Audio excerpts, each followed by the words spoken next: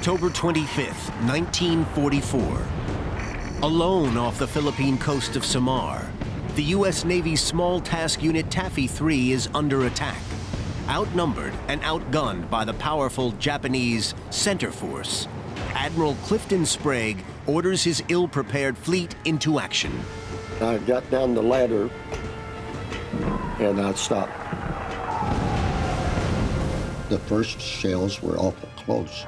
There's fluorescent colored lights. They've exploded and they're out there maybe a quarter of a mile, which is no distance at sea. Range-finding shells explode all around the ships of Taffy 3. They would know what color shell they were firing, and so when they saw sort of the burst or the explosion on the horizon, they would be able to identify their shells and then be able to correct or adjust their fire. It was almost like a silver and a red and a blue. I said, they're beautiful. With enemy shells raining down around them, Taffy 3 have no weapons big enough to return fire. But they need to react before the Japanese find their aim and start landing hits.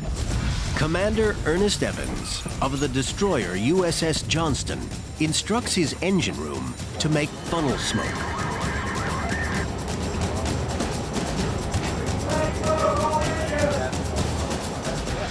The other destroyers and escorts follow suit to produce a smoke screen in order to obstruct the enemy's view of the aircraft carriers.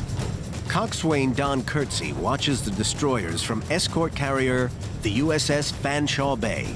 Aboard ship, they had stuff where it would make smoke to help throw up a camouflage so it'd be harder for somebody like if you were 8 or 9 miles away to see us and fire, you couldn't, see what you were shooting at.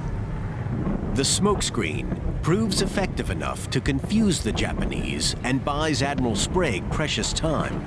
His first concern is the aircraft carriers under his protection. There was no battle plan for Sprague to follow. All he could do was improvise. Sprague ordered his carriers, his entire task force, to turn east, away from the Japanese force. We managed to get turned into the wind. We launched some planes. The main purpose of this was to get the planes off the carriers, so that's one less thing that can catch on fire. Once airborne, the pilots of Taffy 3 attack the Japanese warships in a bid to distract them and slow down the charge.